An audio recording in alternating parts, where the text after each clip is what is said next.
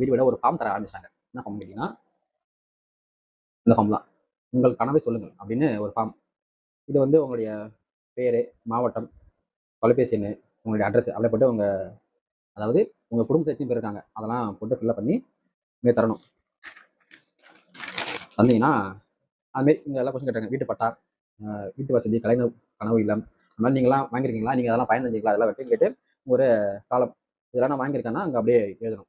எழுதிட்டு இங்கே குழந்தைகள் நலன், மகளிருக்கான திட்டங்கள், இளைஞர் நலன், கல்வி, தொழிலாளர் நலன் மற்றும் வேலைவாய்ப்பு திட்டங்கள் இதெல்லாம் போட்டு ஒரு கொடுத்துருக்காங்க. அப்படியே பின்னாடி திருப்பி பார்த்தீங்கன்னா அதுதான் சுகாதாரம் மற்றும் ஊட்டச்சத்து, மாற்றுத்திறனாளிகள் நலன், முதியோர் நலன், வீட்டு வசதி திட்டங்கள், விவசாயிகள் மற்றும் மீனவர் நலன், குறைதீர்வு பண்ணியிருக்கோம் அப்படின்றது ஒரு நோட்டீஸ் தான். அது இதெல்லாம் நாங்கள் பண்ணியிருக்கோம் அப்படின்னு. கட்சிக்கு வந்து சின்னதாங்க ரொம்ப முக்கியம். அந்த சின்னம் வந்து மக்கள் மனசில் பதிஞ்சிட்டாலே அந்த சின்னத்தில் யார் நிற்கிறாங்க, அவங்க பேர் என்ன, அவங்க ஊர் என்ன, அவங்க இது மாதிரி என்னென்ன பண்ணாங்க அதெல்லாம் மக்கள் பார்க்குறதே கிடையாது. சின்னம் திமுகவா சூரியன் குத்ரா, அதிமுகவா ரெட்டலை குத்ரா, அந்த மாரி ஒரு பேட்டர்னை தான் இப்போ தமிழ்நாட்டில் வந்து பல காலமாக பின்பற்றி வராங்க. அவங்க என்ன பேசலாம். இப்போ வந்து ஒரு எம்எல்ஏ வந்து நான் இது பண்ணுவேன் அது பண்ணுவேன் அப்படின்னு சொல்லிட்டு பேசுறாருன்னா உண்மையிலுமே பண்ணுறாரா அப்படிங்கிற என்ன கிடையாது. ஆனால் அவர் நம்பியே ஓட்டு போடுறாங்க. அங்கே நிற்கிற ஆளை நம்பி யாரும் ஓட்டு போடல. இந்த சூரியன், அந்த ரெட்டல், அந்த ஒரு லோகோ மட்டும்தான் மக்கள் பார்க்குறாங்க. மற்றபடி அவங்க யார் நிற்கிறாங்க எந்த ஒரு கவலையும் கிடையாது. அந்த லோகோ சூரியனா ஓட்டு மிஷினில் ஃபஸ்ட்டு இருக்கிறா நமக்கு அந்த மாரி ஒரு எண்ணத்தை தான் வந்து மக்கள் மனசில் வந்து ஆழமாக வச்சுட்டு வராங்க. அதே மாரி தான் இப்போ டிவிக்கு, அதாவது எங்களுக்கு இந்த சின்னம் வேணும் அப்படின்னு ஒரு அவங்க 50 சின்னம் கிட்ட சொல்லியிருந்தாங்க. இந்த சின்னம் அதுக்கப்புறம் தலைவர் விஜய் வந்து எங்களுக்கு இந்த சின்னம் இருந்தால் ஓகே அப்படின்னு தேர்தல் ஆணையர்கிட்ட சொன்னதாகவும் அவங்க வந்து விசில் சின்னத்தை கொடுத்ததாகவும் தான் இப்போ டாக். இந்த விசில் சின்னம் ஏன் அப்படின்னு கேட்டிங்கன்னா, விசில் இப்படி வந்து நம்ம ஒரு வெற்றி பெற்றா நம்ம வந்து விசில் அடிச்சு கொண்டாடுவோம் இல்லையா, அந்த ஒரு கான்செப்ட் வச்சு தான் இந்த விசில் சின்னத்தை வந்து விஜய் வந்து கேட்டிருக்காரு. கேட்டபடி தேர்தல் ஆணையமும் விசில் சின்னத்தை கொடுத்துருக்காங்க. ஏன் அப்படின்னு கேட்டிங்கன்னா, அந்த மக்கள் மனசில் வந்து இப்போ விஜயவால் நிற்கிறாரு வச்சுங்க. இப்போ வந்து ஏதோ ஒரு தொகுதி வந்து விஜயவால் நிற்கிறார். ஓகே, விஜயவால் நின்னா ஓட்டு போடுவாங்க, அந்த ஃபேஸ் வேல்யூ. மற்றபடி மற்ற எம்எல்ஏக்கெல்லாம் வந்து ஒரு தொகுதி நிற்கும் போது அவங்களுக்கு அந்த அளவுக்கு ஃபேஸ் தெரியுமா அப்படின்னு கேட்டீங்கன்னா யாருமே தெரியாது. பட் இருந்தாலும் டிவிகே அப்படின்னு தெரியும். பட் இவங்களோட ஃபேஸ்லாம் தெரியுமா அப்படின்னு கேட்டீங்கன்னா யாருமே தெரியாது. அப்படின்ற போது அந்த லோகோ வந்து அந்த சின்னம் வந்து தான் மக்கள் மனசு வந்து ஆழமாக பதியும். ஓகேடா விசு சின்னமா டிவிகே தான். அதேமாரி இருக்கிற சின்னம் இப்போ வந்து எலெக்ஷனில் எல்லாருமே போட்டிடுறாங்க. ஆனால் எல்லாருமே ஜெயிக்க முடியுதா அப்படின்னு கேட்டால் கண்டிப்பாக கிடையாது. ஒவ்வொருத்தருக்கும் ஒவ்வொரு பேட்டர்னில் இருப்பாங்க. அப்போது இந்த சின்னம் வந்து தான் அங்கே மேஜராக வந்து ரூல் பண்ணுறதே அந்த சின்னம் மட்டும் தான். அந்த சின்னத்தை வழிநடத்தி தான் இப்போ டிவி கசையில் வந்து அதிகமாக பண்ணிட்டுருங்க. அந்த சின்னம் இதுக்கப்புறம் மக்கள் மனசில் ஆழமாக பதிஞ்சிடும். அது வேற, மக்கள் மனசில் ஆழமாக பதிய வச்சிருவாங்க.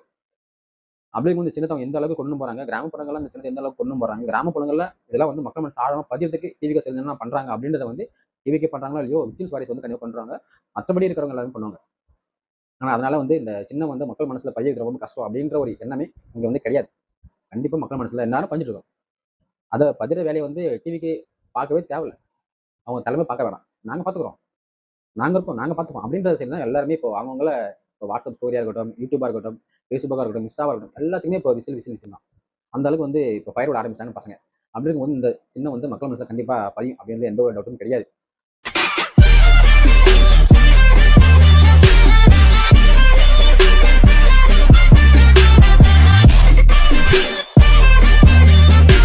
இருக்கு. அந்த கட்சியில் வந்து ஒரு துறைக்கு ஒரு பர்சனல் போட்டிருப்பாங்க. அவங்க வந்து என்ன பண்ணுறோன்னா, எங்களுடைய கொள்கை என்ன, எங்களுடைய கோட்பாடு என்ன, நாங்கள் என்ன செய்ய போகிறோம் அப்படின்றத வந்து தான் விளக்கணும்.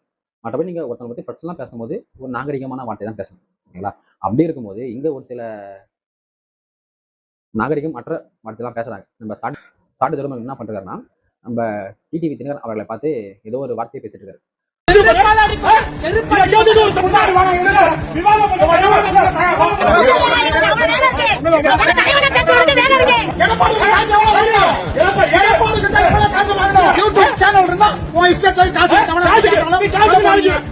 அவங்க ஆதரவாக இருப்பாங்கல்ல, அவங்க இப்போ வீட்டு வாசல்ல பிரச்சனை பண்ண ஆரம்பிச்சாங்க. அதாவது நம்ம என்ன வேணா பேசலாம் அப்படின்ற வகையிலங்க. இப்போ நான் ஒரு ஃபோன் முன்னாடி நிற்கிற ஒரு கேமரா வேணா நிற்கிறேன், நான் என்ன வேணா பேசலாமா அப்படின்னு கிடையாது.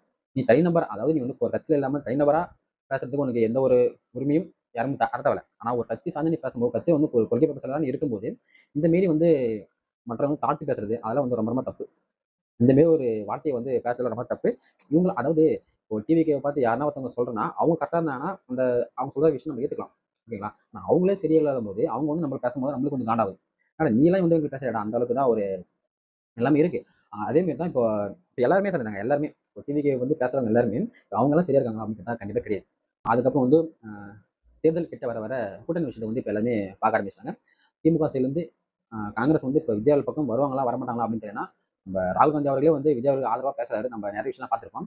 பட் இருந்தாலும் அது காங்கிரஸ் கட்சிக்காரங்களும் விஜய் அவர்களுக்கு ஓரளவுக்கு ஆதரவு தராங்க. அப்படி இருக்கும்போது கூட சேருவாங்க அப்படின்னு கேட்டீங்கன்னா அதுக்கும் காலம் தான் பதில் சொல்லணும். பேச்சுவார்த்தை போயிட்டு இருக்குன்னு சொல்றாங்க. அது எந்த அளவுக்கு உண்மைன்னு தெரியல. இருந்தாலும் அதிமுக சேர்ந்து வர வாய்ப்பு கேட்டீங்கன்னா கண்டிப்பாக கிடையாது. அதிமுக வந்து அவங்க பலமா ஆகிட்டாங்க. அதுல இருந்து கட்சியாளர்களாம் உள்ள வரவங்க தவிர கட்சியே உள்ள வராது. கட்சியாளர்கள் இருப்பாங்க திமுக அதிமுக இருக்காங்களா அவங்களாம் வந்து டிவிகளை சேர்றாங்க. கட்சியா உள்ள வருமா அப்படின்னு கேட்டீங்கன்னா கண்டிப்பாக கிடையாது. இப்போ அதாவது திமுக அதிமுக அதாவது விஜய் அவர்கள் டிவிக்கு இந்த 3 பேர் தான் இப்போ போட்டியே. ஏன்னா வந்து எல்லாருமே இப்போ கூட்டணி கட்சியாக மாறிட்டாங்க. அப்படின்னு வந்து பெரிய பெரிய கட்சியெல்லாம் இப்போ இருக்காங்க.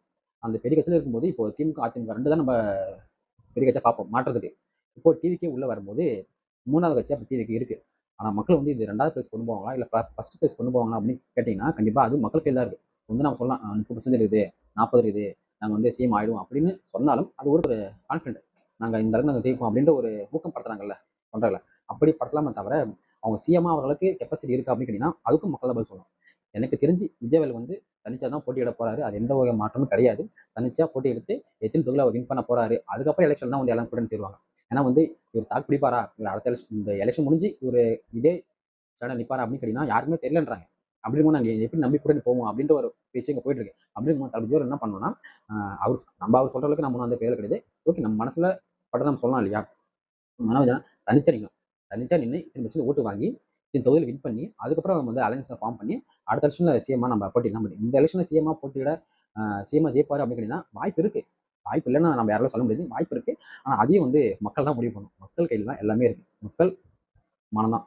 அவங்க வந்து அந்த நேரத்தை எப்படி யோசிக்கிறாங்க அவங்க எப்படி யோசிக்கல ஓட்டு போடலாமா போட வேணாமா அப்படின்றத வந்து முடிவு பண்ணுறதே மக்கள் தான். அதாவது அவர் மக்களை நம்பி அவர் வந்திருக்காரு. மக்கள் இவர் நம்புவாங்களா அப்படின்னு கேட்டீங்கன்னா எலெக்ஷன் முடிஞ்சு ரிசல்ட் வந்த மட்டும் தான் தெரியும் மக்கள் விஜய் எந்த அளவுக்கு நம்பிக்கை வச்சிருக்காங்க அப்படின்னு. பார்க்கலாம் 2020 நல்லது நடக்கலாம் அப்படின்னு. Okay bye.